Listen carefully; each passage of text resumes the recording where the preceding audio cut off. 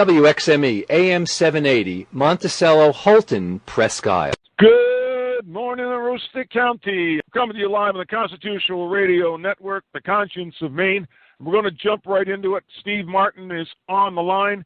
Dan McGonigal will be on with us at 8:30. So, Steve, jump in there. We got some huge stuff going on here with this insanity that's being flown in on an airplane. Ebola! Well, in our case, brought in a black SUV from New Jersey. This nurse who's being brought to Fort Kent by the name of Hickox, Casey, K-A-C-I, Hickox, H-I-C-K-O-X, came up, I guess, last night or this morning by black SUVs, escorted probably by state police, etc., to Fort Kent.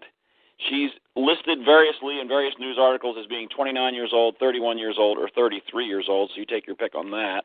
Where's she fly into?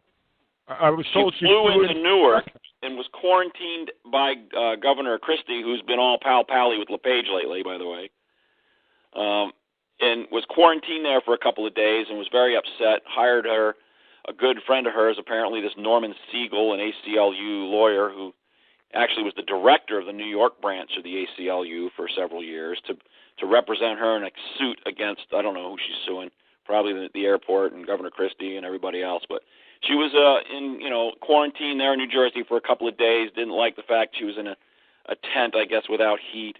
I mean, there's some things there she could certainly be upset about.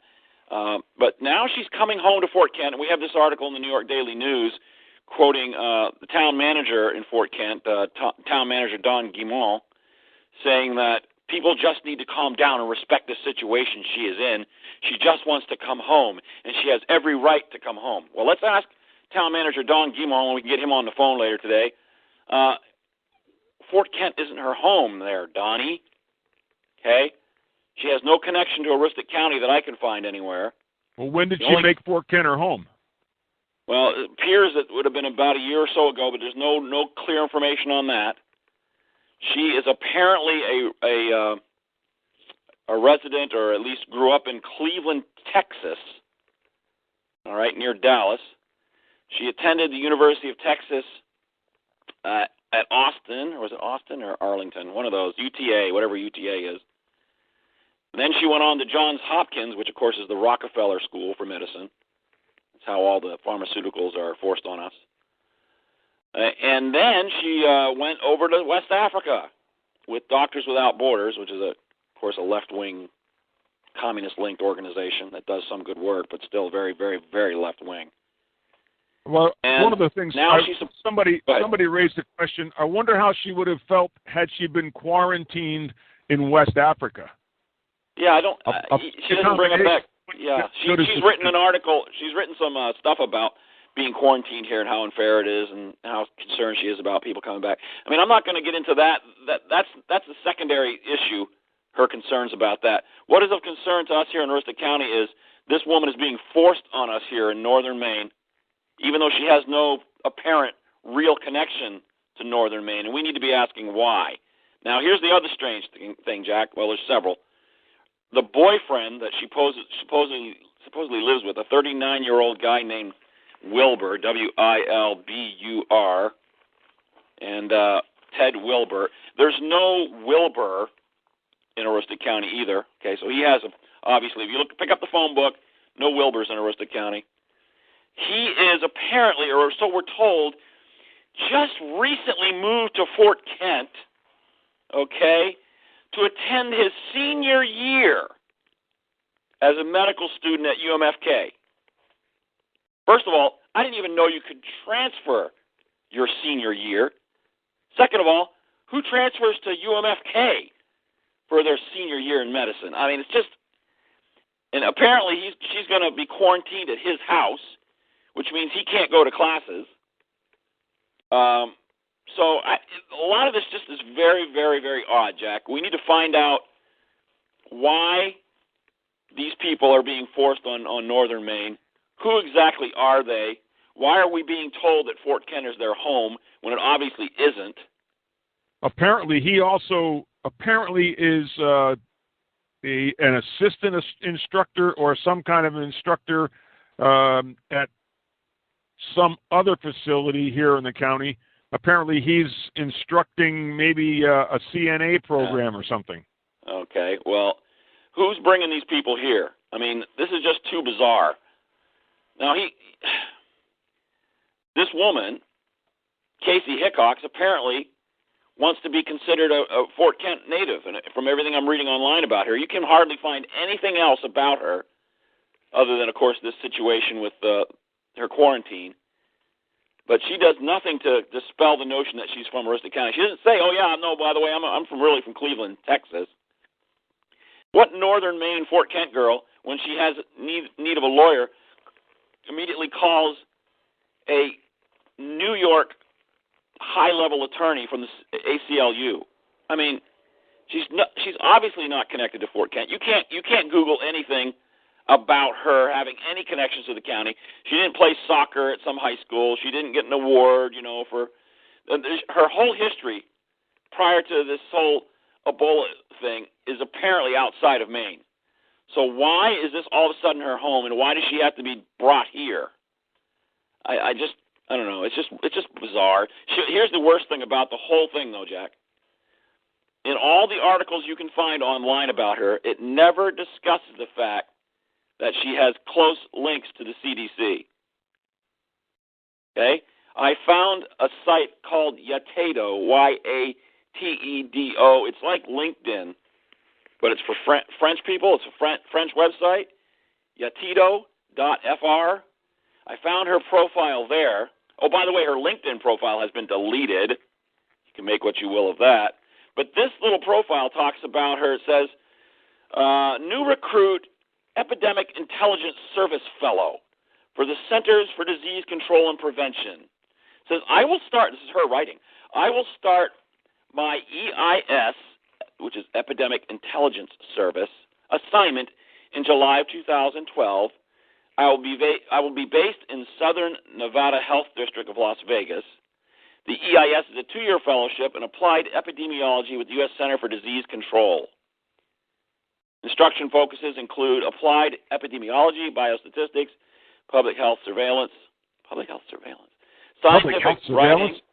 Where do they get these terms? And working with the media. Okay?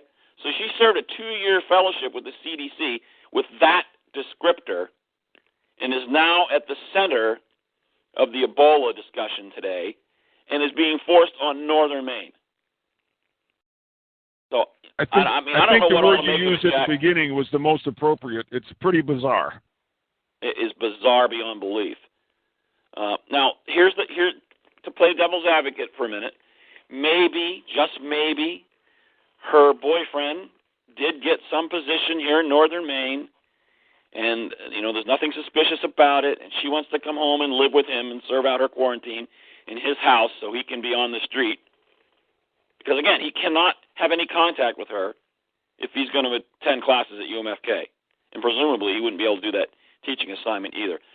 Maybe it's all perfectly innocent, but there's a lot of smoke here, Jack. It's just very odd, so I thought I'd call and bring that up. You might want to contact, when 9 o'clock comes around, contact the town manager, since he's being quoted in the New York Daily News, and ask this Mr. Guimont, if there is any further connection. Does she really have any connection to Fort Kent? Yeah, how long he's known her. Yeah, how long has he known her? Sounds like he knows her. Yeah, not a big town. And this Theodore Wilbur, who's a nursing student at the University of Maine campus in Fort Kent, has only been there a month. Well, the devil's advocate side of that, he could have, because they are seemingly connected to CDC and the Obama administration, they could easily be getting their $100,000 school loans erased by volunteering in northern Maine. Yeah, could be. Well, there's obviously some connections there. This whole you don't get the quick ride home in the black SUV. Mm-hmm. If I had Ebola, they certainly wouldn't be driving me home. They'd be burying me. Right. And one final thing, and then I'll let you go, Jack. There's an article at click2Houston.com. And the title of the article, you can Google it and find it this way, is Cleveland High School Scene of Active Shooter Drill. Okay, we're talking about her real hometown now, Cleveland, Texas. And there's a credit to her in that article.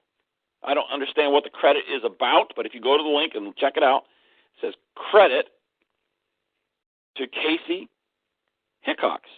And this article is very strange. The police chief said his goal was to have the people feel the chaos. Wow. Cleveland, Texas. This was an active shooter drill. It was done March 15th, 2013. And apparently what would have been her high school in Texas. So I'll just leave it at that. That's all I can scrape up so far this morning. But please, everyone, keep an eye on this situation. If we find out all of a sudden that people are getting sick in Fort Kent, we're going to have to ask a lot more tough questions, Jack. Well, we might as well just go into just a little bit of what can happen here when nothing happens. There's the possibility here of chaos over nothing. We could end up with our entire medical facilities, our entire medical establishment completely paralyzed with gridlock with 3 people with a fever. Well, that's also interesting because now that you brought that part of it up, Northern Maine Medical Center in Fort Kent claims that they're all set to handle Ebola. Not true. Not true. Impossible. Impossible. I was going to say, that is impossible. And why would they even say that? And if it's true, Jack, that's even more disturbing. That means somebody up there knew they had to be ready for this situation. You see what I'm saying? That's the problem. All right, so there's some real weird stuff going on here this morning. All right, I'll let you go, buddy. I know you got another guest there, but I wanted to start off with that. Well, Dan's not on yet. We can keep right on rolling here because this is important. You're welcome to stay with me if you care to. Sure. All right. Let's just run down the potential story here. Now, this person arrives yesterday in Fort Kent, self-quarantines. Now, hey, I got news for you. Self-quarantine is the way to go. If there's anything going on, don't even come to my house because we will be self-quarantined. Don't even think about showing up. It ain't going to happen. But so she's in Fort Kent. Now, just imagine, just in case, we got 3 kids in 2 days. Let's see, this is Tuesday. So Thursday morning, 3 kids at Fort Kent High School have fevers, go to the emergency room. Somebody says, boy, this could be Ebola. Holy Christmas. Mrs. Boucher and Mrs. Gagne, who are in housekeeping, take one look at this and go, you know what? I don't think I'm going to work tomorrow. So Friday morning, the people that clean the rooms don't show up. Saturday morning, there's 10 people in the emergency room with fevers because there's a flu going around. They can't put anybody in the rooms.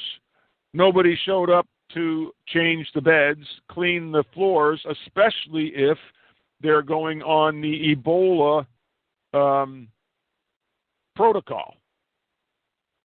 Suddenly, this little thing with 3 people in the emergency room at Fort Kent emergency room turns into the hospital is essentially incapacitated because there's nobody to follow the protocol and clean up the beds and get the room ready.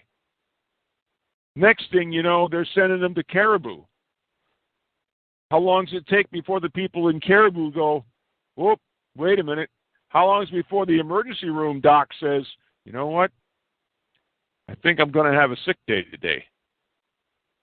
It doesn't take much at all to imagine how quickly the entire system can crumble just because a few people who rightly are concerned, they've been taught to be afraid, just a few people just can't show up to work to clean the room. How quickly does that escalate into a complete breakdown of the entire medical system. Interesting concept. There was a doctor that had made a blog post about that same thing, saying that's his greatest fear is not the Ebola, but the reaction to it, and how it could literally, shut down America. Yeah. And you can see how quickly that could happen. I mean, you can see how easily and how logically that could happen. If you're low man on the totem pole at the Fort Kent Hospital housekeeping department, you take one look at this and go, you know what? I'm afraid. Whether they're justified or not is immaterial. They've been listening to the ABC News. They are justifiably intimidated by the possibility that the room they're going to have to clean has been contaminated by somebody with Ebola. So they don't come to work Friday morning. Why would they? They're getting paid $9 an hour to take a chance on getting the dreaded Ebola virus. It would take nothing, absolutely nothing, as we see. This is terrorism 101, isn't it, Steve? It sure is. Keep Create the fear going. Keep the fear going. And what happens? What happens from that? Feel the chaos. Feel the chaos. Ah. Yeah. Yeah. Here's another interesting one for you. The Breitbart has an article up this morning talking about this whole thing, and it says, and here's just one little sentence or two, it says, if there was any doubt that this administration is not setting the right priorities, this can be erased by a source who has informed us of a secret plan to bring Ebola-infected non-citizens into the United States. The plan is both illegal and dangerous, the source says. Even so, the administration is pressing ahead with plans to admit Ebola-infected non-citizens into the U.S. for treatment. The general idea is to bring these Ebola victims into the U.S. within the first few days of a diagnosis. As is so often the case, President Obama has decided not to inform Congress, the source has told us. And as we heard last week, apparently as recently as 9 days ago, there were technically only 19 beds, beds, not 19 hospitals, 19 beds in the entire country ready, able, and equipped set up to handle a level 4 biohazard. That's right. That's right. 19 beds in the entire country. And I guarantee you, one of them is not in Fort Kent. Yeah, I'll guarantee you one of those is not in Fort Kent. You got that right. How crazy. Yeah. How crazy. So, I don't know. It just gets crazier by the minute. Then you add to that the time frame here. We're coming up in a few days on Election Day, where people from every walk of life will be gathering in places like town halls and school gymnasiums and civic centers in mass numbers to be casting their vote for whichever criminal's going to go to D.C. again. I wonder if maybe we shouldn't allow those people to intermingle. It's kind of dangerous with all the Ebola virus going around. Well, the present administration, the criminals in charge at the moment, have a real problem here because they were hyping the Ebola crisis for the first couple of weeks back in August, and then they realized, well, maybe we shouldn't hype this so much because if this is a real problem heading into the election, people will blame the Democrats for the spread and we'll lose seats. So now the last couple of weeks it's been kind of hushed a little bit, but news is forcing itself on them now. I think they're falling behind the attempt to keep the lid on this thing. But it's very interesting. Bangor, Maine is also heavily involved. The first case that was brought here, that Brantley, Dr. Brantley, landed in Bangor on his Phoenix Air flight. People need to check into who this Phoenix Air is, too, by the way. That's a very interesting little airline that is very shadowy. It seems to fly all these Ebola patients back and forth. But people deplaned. They deplaned in Bangor. the crew. That was, when was that, back in July or August? And we've never heard much more about that, so it wouldn't surprise me if we start hearing, people are getting sick in Bangor, too. Well, they did the same thing a couple days ago. What was it, Friday? There was the CDC Ebola plane flew from the car over and landed and refueled in Bangor. Yep. They were only on the ground 30 minutes, but we don't know if anybody got off. Yeah. Well, it was reported that they did get off that first time with Dr. Brantley. Right. So, maybe they've smartened up since then, but holy cow. They're trying to bring rural Maine into it, I think, Jack, for a reason. I think this is all showboating to say, hey, it's not just a big city problem. It's everywhere. It's everywhere. It's everywhere. Yep. The plane. Look out for the plane. Anyway, Dan's on. Steve, let's stay in touch. We'll make sure we do some follow-up on this. All right. See you later. Thanks, buddy. Take care.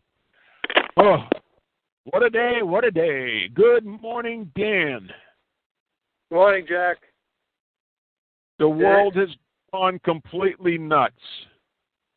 Stop it. I want to get off. Well, this Ebola stuff, that all falls under constitutional security. And that if we were under proper constitutional operations, this would be nothing. Really, nothing but a little blip. You know? How's that work? Well, the body of the people would all be part of command structures, and something like an invasion of a disease, which does fall. If you look under Webster's 1828, the definition of invasion, a disease is part of the definition, and so that's obviously that could be included in the constitutional. What you're basically saying is there is a process and a procedure set up, and if we all knew our place in that process and procedure, our proper place that we are supposed to be occupying, then there wouldn't be any question about what was going on. The chain of command would be very distinct, and we would all have the right information and have the right tools and know what to do next. We'd be all trained, equipped, the whole 9 yards. Not for Ebola, but to be able to manage a crisis. Well, any emergency, any kind of emergency where there's security required, it'd be all. That'd be modern. Certain sections of the people in the command structure would be. They may have a health and safety committee, or just a health committee underneath, and certain people would be trained to the modern technology of handling stuff like this. And we would have a communications network so that if I was in a situation that I needed help, I would know who to go to, and we would communicate, and we would allay the fear, which is the problem. They do not want to allay the fear. Okay, let's back up a minute. My guest is Daniel McGonigal, and he was on last week. He just kind of popped in, and we had a little conversation. But Dan has been going around New England teaching how to properly set up the constitutional state militia, not the National Guard, totally different than the National Guard, and committees of safety and the process for working together. This whole idea of working together, folks, we better learn how to work together. Otherwise, we're going to be very isolated. So, Dan, give us just a quick little bit of background. How the heck did you get into this? I kind of fell into it 30 years ago listening to Chuck Colson, Chuck Missler. How the heck did you get into go from where you were to being the teacher on constitutional militia? Well, I heard a speech in an anniversary of the Boston Tea Party. There was an organized event at Faneuil Hall in Boston, and one of the keynote speakers was a fellow named Dr. Edwin Vieira Jr. And earlier in his career, he had written Pieces of Eight, 1,700-page book on constitutional money. And in 2005, he started writing short commentaries 3 years after the creation of the U.S. Department of Homeland Security. He started writing short commentaries on newswithviews.com, and that website has many authors and writers of short commentaries. And but the speech, he talked about the constitutional money. He talked about constitutional security, constitutional enforcement, and a common phrase that all falls under is, it goes back hundreds of years. This phrase is called the powers of the purse and the power of the purse and the power of the sword. And that's basically all there is. So the light bulbs just started going off. I'm sitting in the audience listening to him talk, and light bulbs just started going off in my head, and I was getting everything that he said. And a year after that, I volunteered for about 6 months leading a citizen effort up at the Massachusetts State House to fight a public health emergency bill that had passed the state Senate unanimous, 36-0. And we ended up defeating that in the House, the other chamber in the legislature. And amazingly, after it had passed the Senate at that kind of a vote, and the boil just died in conference committee because the House version was so different from the Senate version. And then after that, I decided to jump back on what Dr. Vieira was working with, and I got together with a fella named Walter Reddy in Connecticut. He had organized an event on Lexington Green in Massachusetts on April 19th, and that was where the Oath Keepers organization say they were founded at that event on that day. And but Walter had a website called Committees of Safety, committesofsafety.org, and he had been working with Dr. Vieira. And Walter had organized that event at Faneuil Hall in 2008. Jack McManus, president of JBS, Dr. Vieira, Rand Paul, who wasn't a U.S. Senator yet, he spoke. The Patriot pastor Garrett Lear, Dr. Catherine Albrecht. We had a slew of great speakers, and but the guy that impressed me the most was Vieira. So I started getting into his stuff, and then it just went from there. After I was done at the Mass State House, basically in 2010, I'm being retired. I've been working on this Power of the Sword full time. Walter Reddy now, he's focused on the power of the purse. And he gave me the website, committesofsafety.org, which is back under reconstruction. And also I have committees of correspondence.org. I also have that website under construction. Oh, and, good. Yeah, these are going to be resources? These will be just resource websites so we can go and get good information? Right, information, a source of information, and a source of how to organize things, how to organize activities, and then perform the activities, and then follow up, how to publish official reports, how to send official communications. Because since we're not organized as the militia structure like we are supposed to be, this is another way for the people to get organized officially. And the people up in St. Agathe, when I spoke up there, they were very interested in the committees of safety idea, because they said they don't have, in that area, they don't have local police departments, and the sheriff, I was told, was 60 miles away. Although one guy at the meetings, at the speaking engagements, at another speaking engagement, I think it was either Holton or Presque Isle, said that there are 2 sheriff's deputies that live up there.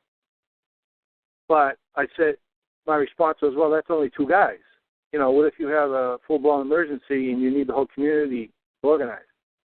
So they're very interested in this committee of the safety thing, and they were talking to me about having problems getting certain items on the town meeting docket. And I want to follow up with those guys, because the history of New England, the selectmen could call a town meeting, and the people could call a town meeting. It wasn't just only the selectmen. If the people en masse got together and said, we need to have a town meeting for this certain thing, they had it. The selectmen couldn't deprive the people of having a meeting and having an item on the docket. But so I want to find out more about what's going on with the town meeting up there.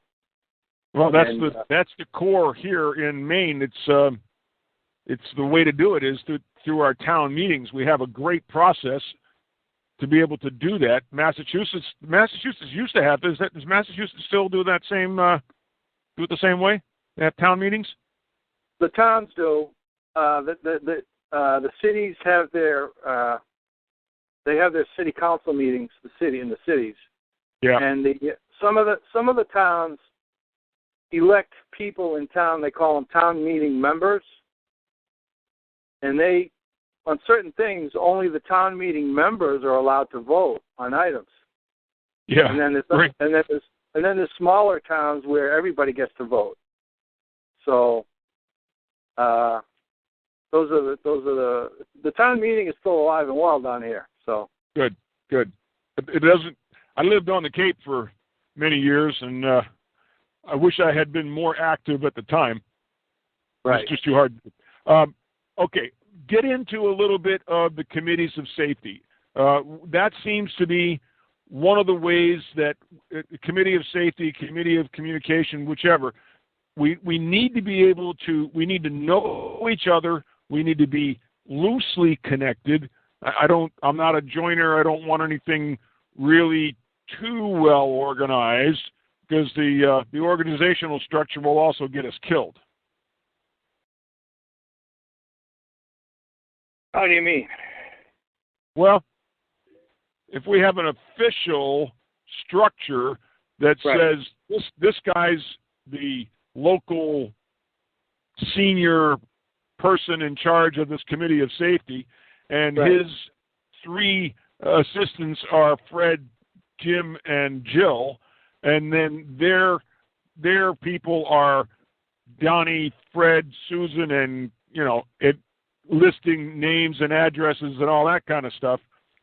All the federales have to do when martial law is put into effect is just go right down and arrest all the people with committees of safety that are the leaders, and then we're back to the dark ages again. And I don't put anything past them. We are being run, directed, governed, if you will, by evil people. And I just wouldn't put anything past them. Well, some things would depend on what kind of sheriff you have. You have a good sheriff or a bad sheriff. And, which is the biggest. That's it. You're right. That's where you start. And right now we got, let's see, 14 out of 16 not so good. 3 or 4 out of 16 terrible, useless, dangerous, who want their sheriff's department militarized, who want all of their duties to be shared with the federal and the state, so they don't have to do anything except take care of the jails. So, I think everything. So the Maine Sheriff's Association, I'm assuming it's not. They're not a member of Sheriff Mack's group, CSPOA. Oh no, there's one sheriff that I know of that has actually read it and agrees, but he still won't sign it. Yeah, in all of New England, there's only one sheriff from New Hampshire that's part of that. Yeah. And but there are 18 in the country. There are 18 state sheriff's associations that are part of it, and there are close to 500 individuals. Well, so that's pretty good. There's 3,300 or 3,400 sheriffs. Right. They have about 500. individuals out of that number, yeah. Yeah. Which is, I don't know, 15, between 15 and 20% or something like that. No. Those are 500 individuals. Sheriff. There are 32 or 3,400 sheriffs. Counties, yeah, right. Right. But that means that in each county there are multiple deputy sheriffs, and those 500 are not just the sheriffs. Those 500 are they include others. Oh, okay. Include others. So we don't have a very good preponderance of sheriffs that have really understood what's going on here. Well, what you described earlier would be an emergency type scenario, and being that we the people are the supreme constitutional authority. Except that they ignore it at every turn. Well, yeah, part of the purpose that I will be pursuing the committees of correspondence is to reassert officially in official documents, reassert the rights, duties, and powers, and also you compile a list of grievances. But I think the list of grievances could turn into a whole book, which I don't know if you want to get that big with an official document. We can maybe outline it. But well, we kind of wrote that document in 2009. It's called the Articles of Freedom. Right. But the committees of safety, if you got a committee, if you petitioned, the people got a petition, and they were able to get the item on a town meeting, and they were successfully voted to form a resolve to form a committee of safety. Then there would be a way. There would be a way to, in the emergency scenario that you described, there would be a way to deter that. In other words, what you call the federales. There would be a way to deter that where the whole community could be called forth, or just volunteers. Volunteers could be asked to participate and be ready to be called forth in some kind of an emergency. Even, beyond just official members of the committee itself. Okay. So that shouldn't be. Well, that shouldn't be hard to do in many of our small communities here, because there's only so many people that participate anyway. So we get this petition onto the selectmen's meeting, which puts it, and we requested it go on to the full town meeting. The town votes on it, however many show up, and we form a committee of safety. Right. Okay. Obviously, you invite any deputy sheriffs that are in town. You obviously invite them, and a caveat that I would make: people that were elected to an official committee of safety, I would put down as one of the requirements that they take an oath. If you're going to be a committee member, you're going to have to take an oath.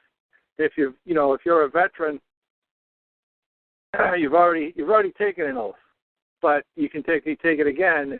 But that could be a requirement that could prevent un-American types from getting on the committee or infiltration.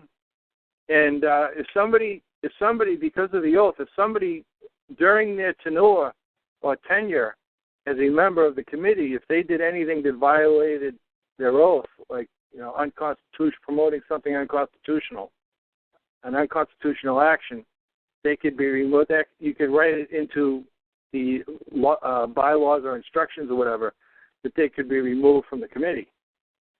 So it would be similar to, not quite militia, but it would be similar to the duty requirements.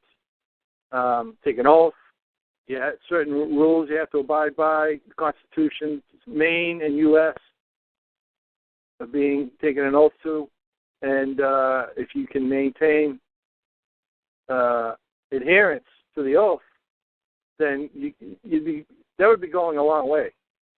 Well, we know what happens when you when you accuse legislators of being oath breakers, they get the press to call you a known domestic terrorist. Right. Well, yeah, we can address that. I would also recommend forming a committee of correspondence. Also, you can address all those kinds of communications. Could be addressed by a committee of correspondence to rebut that, and really rebut it. Take the most spiritual high ground. Take the constitutional high ground, and they can't knock you off. They can. The enemies of America have a habit of, if they have no argument, they resort to name calling. So let them resort to name calling. But we have to start somewhere, and the local grassroots level is the good place to start. Well, there's obviously going to be name calling. If this thing gets off the ground, which it needs to, it's obviously going to be name calling going on from, people are going to be reading from from talking points that they get from higher up. And we've been poking the dragon in the eye for the last number of years here, right, and right. we've stirred up quite a hornet's nest, and it's gotten fairly serious. It's not a joking matter when you have multiple media outlets, including some of the upper echelon elected representatives, calling people out by name as domestic terrorists. Right. Well, if you form an official committee of correspondence and you rebut all that in official documents, official letters, whatever is necessary. Well, when you say official, how does it become official when you're dealing with the like state? Like talking about, you get a petition.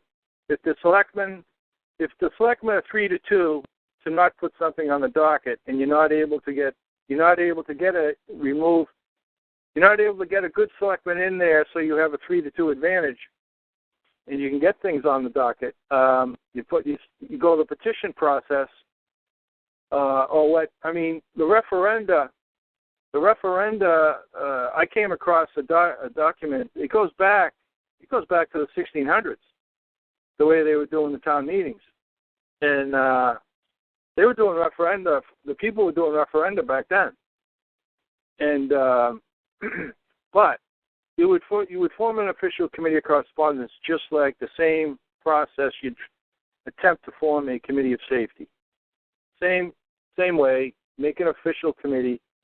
The precedent is Samuel Adams, Boston Committee of Correspondence, 1772. The Committee of Safety has a couple of precedents. 1689.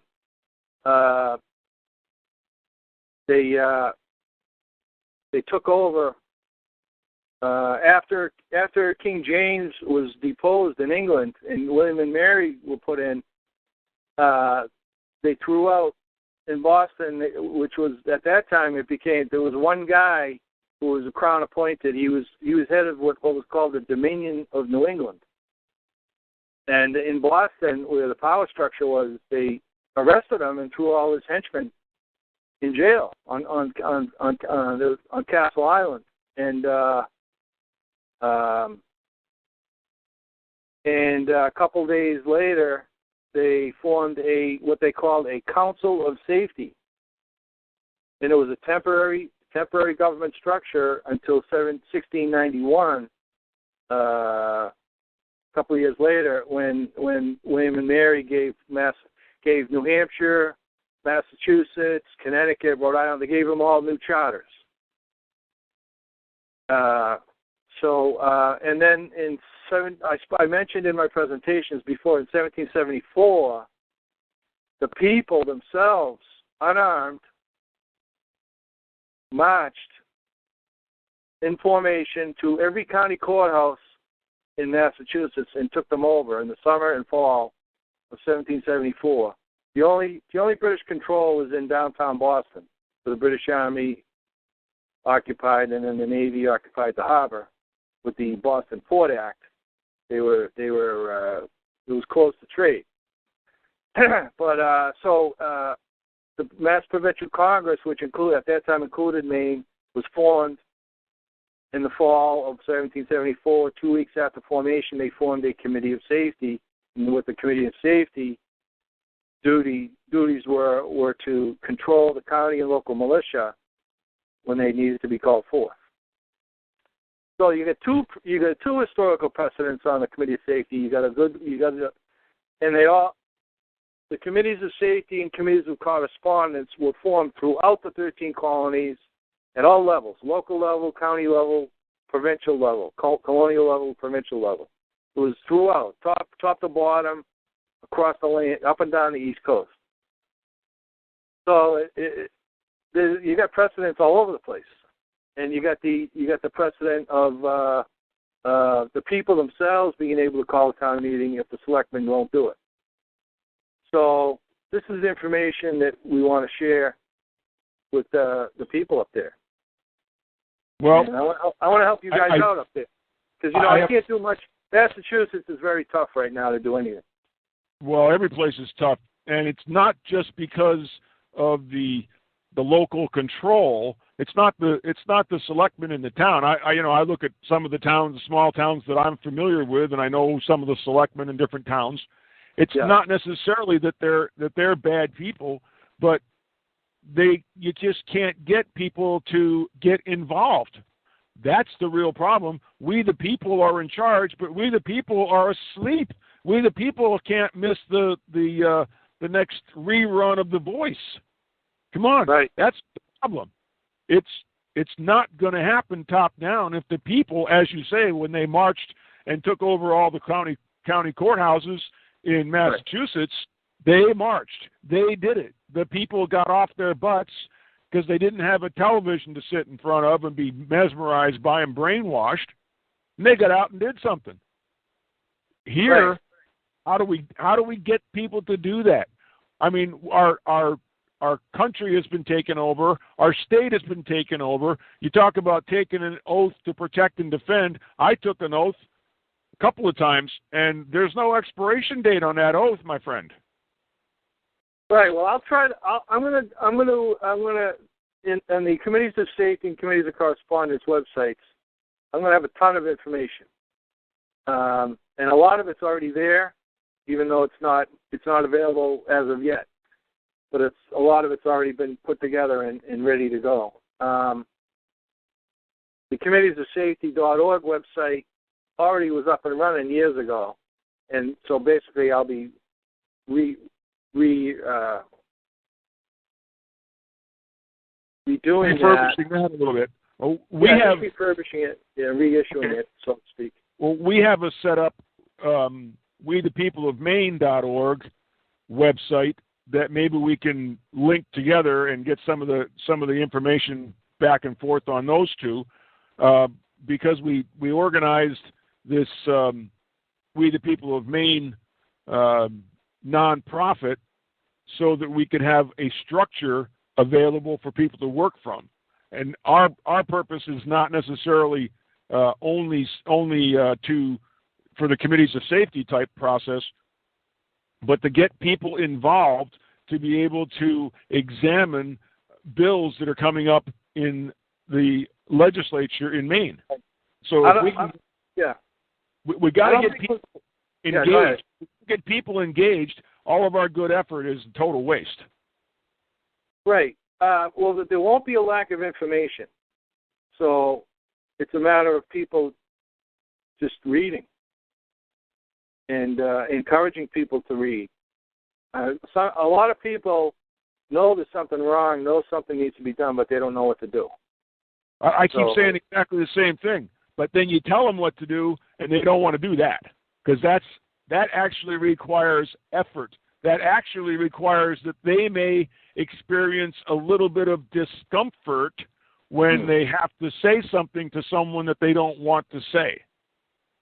We've got this peace and safety and this comfort zone really out of balance. People need to get out of their comfort zone if we're ever going to fix this. If anybody thinks that the comfort zone is going to continue as the march to tyranny progresses, you're sadly mistaken. Right. Walter Reddy makes a good point when he says he encourages people to lead with the purse or the money issue. Okay, how to do that? Stop paying taxes. Stop funding your own demise. Why would you give somebody money to build a gallows to hang you with? It doesn't make any sense.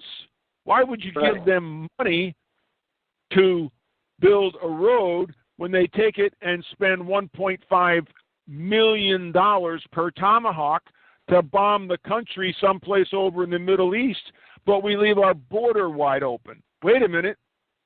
What are you going to do, folks? You're going to support this kind of insanity, or you're going to take a stand someplace, any place? When are you going to draw a line in the sand? When are you going to say, I will not comply on an individual basis and mean it? When are you going to do it? I've done it, and by golly, yeah, there is a price to be paid.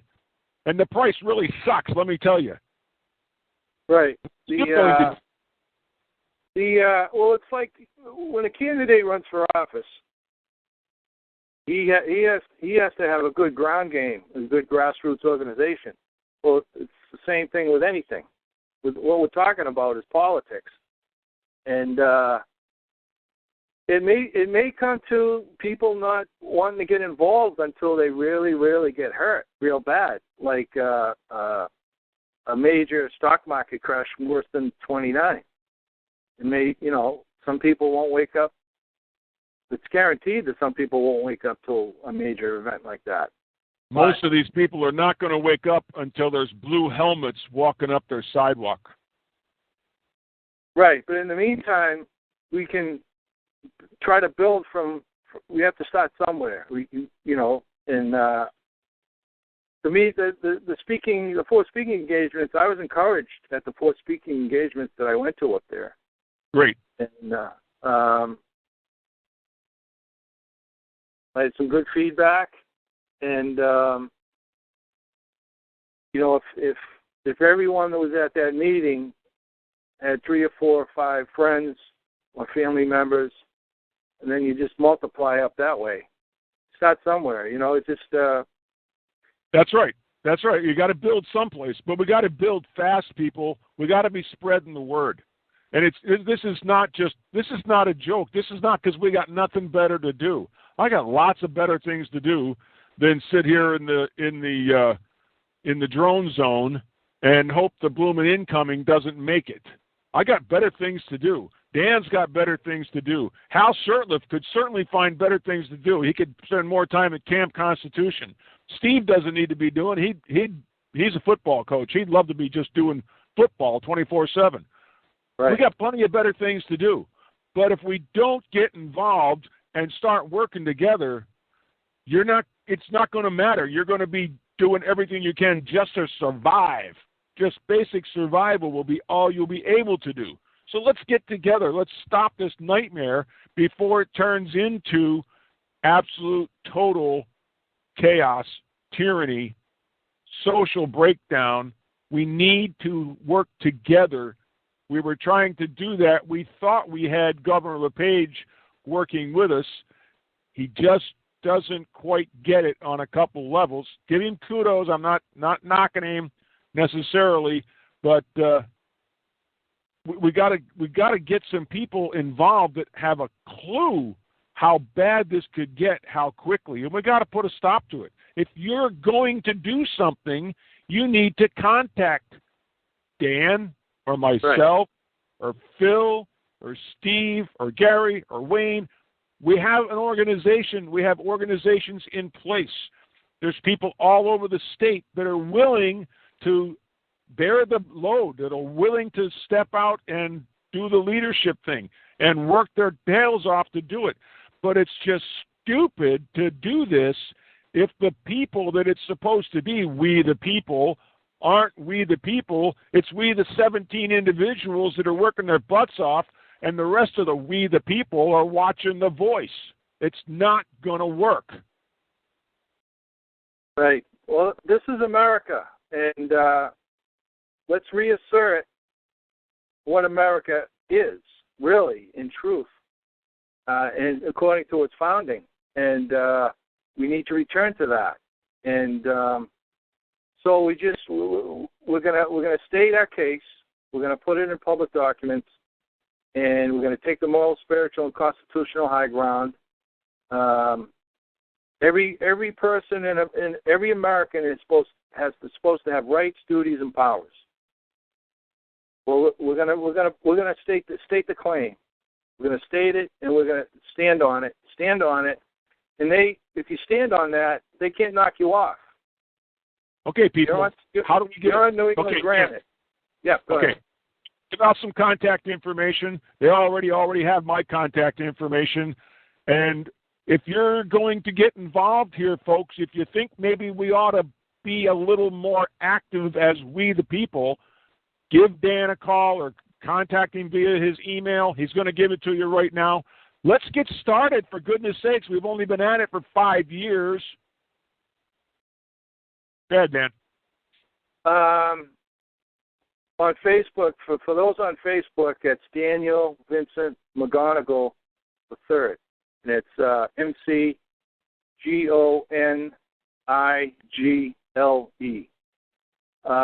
My email is P as in Patrick, H as in Henry, give me liberty 1775 at yahoo.com. Oh, that's a good one. I like that. PH, give me liberty 1775 at Yahoo. That's my email. I don't know if I want to give up. The two websites that will be up and running soon. Committees, plural, of correspondence.org and committees, plural, of safety.org. Okay. I recommend News with Edwin Vieira's column on newswithviews.com. I have a blog, enforceourconstitution.com. So there's tons of information out there, and I'm looking forward to sharing it with people. Good. Thanks, Dan. I appreciate what you're doing. It's a lot of work for sometimes not much of a pat on the back. Well, I'm looking forward to the future. Yep. I'm confident to a certain extent. I'm confident. A lot of people, a lot of pessimistic people, have already permanently moved down to Central America or South America to live. But I'm confident in the positive for the future. Well, this is my country. I'm taking it back. That's supposed to be our idea. This is my republic. We're supposed to be restoring the republic. It's been stolen from us. What are you people as individuals going to do? Not what are you going to read on Facebook.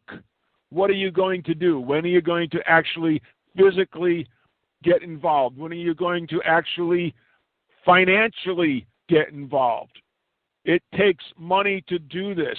Dan travels all over the place. We run this radio show. I'm up and down the blooming state with the Constitution Coalition. This stuff eats up money.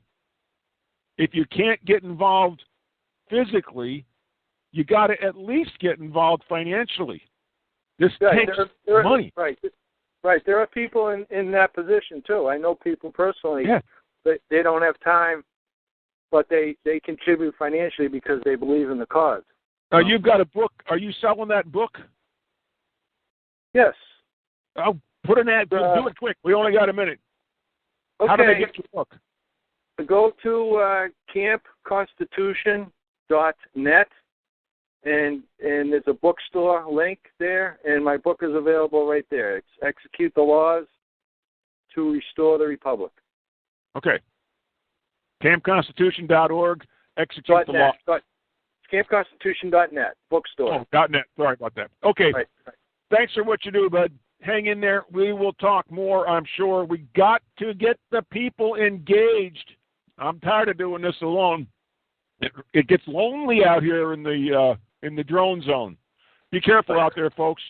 Thanks for supporting us, the ones that do. Thanks for praying for us, the others that do. We appreciate it very much.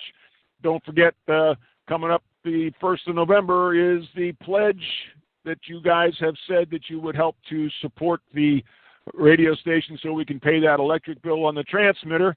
if we could afford to boost the power a little bit, we would cover most of the northern Maine, but we just can't afford to run that transmitter at full power. If we had some more support, we could do that. It would be appreciated.